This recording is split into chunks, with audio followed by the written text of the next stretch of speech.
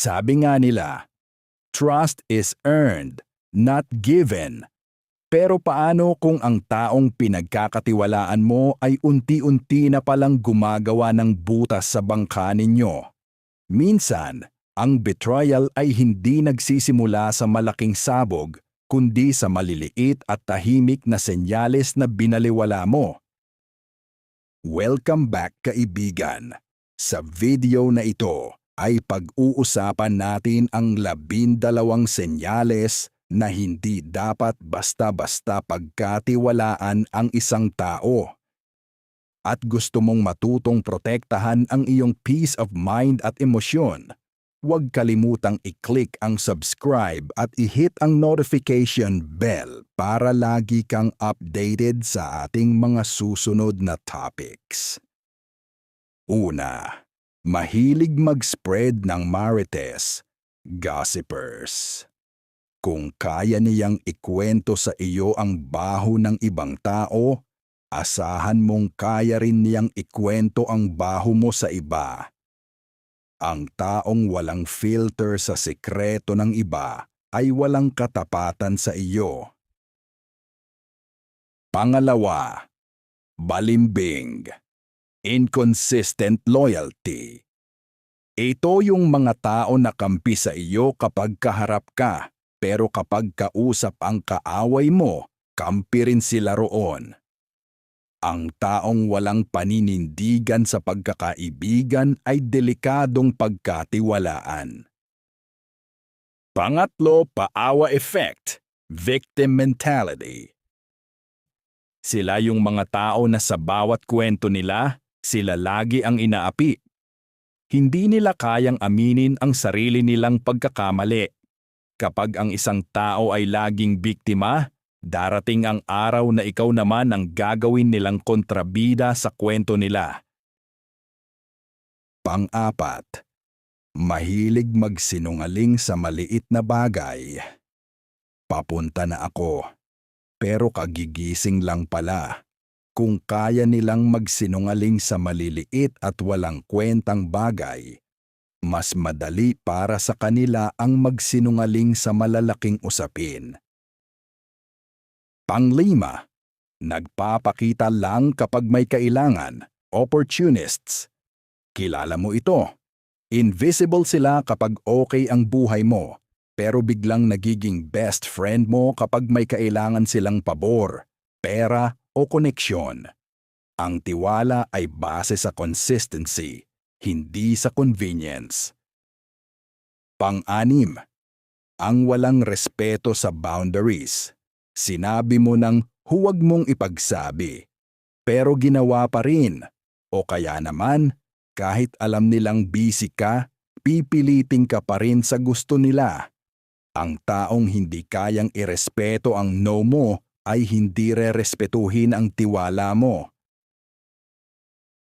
Pang-pito, ang masyadong mapunahin sa iba, hypercritical.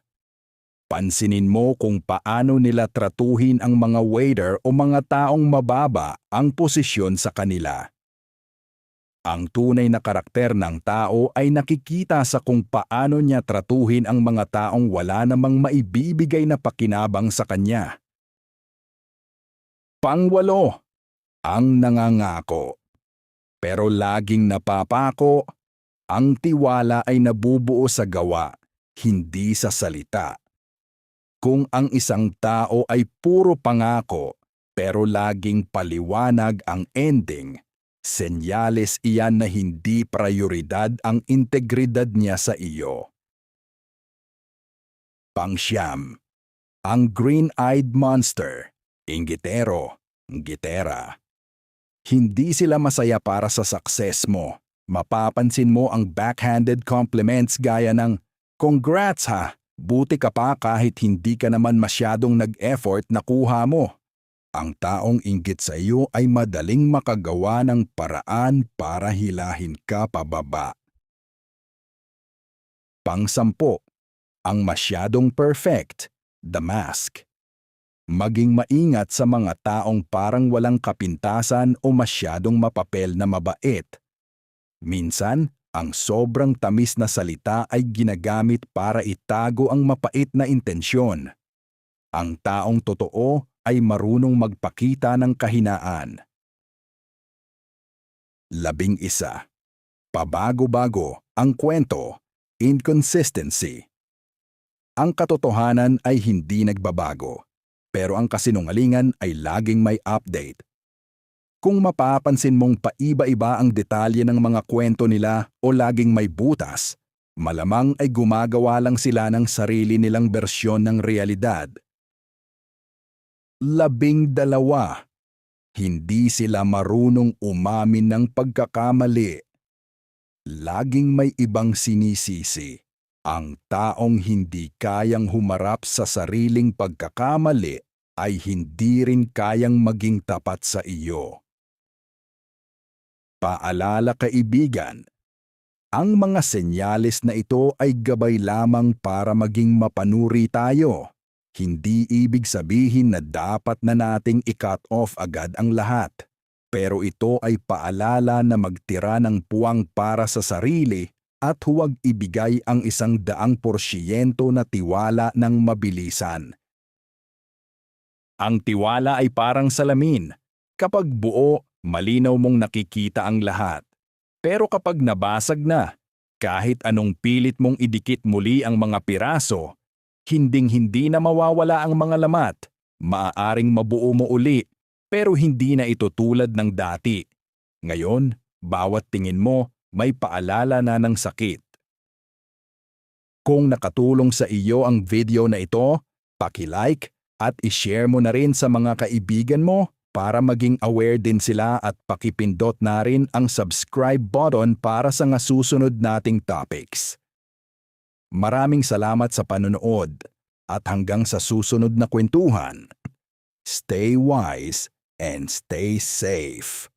Huwag basta-basta magtitiwala.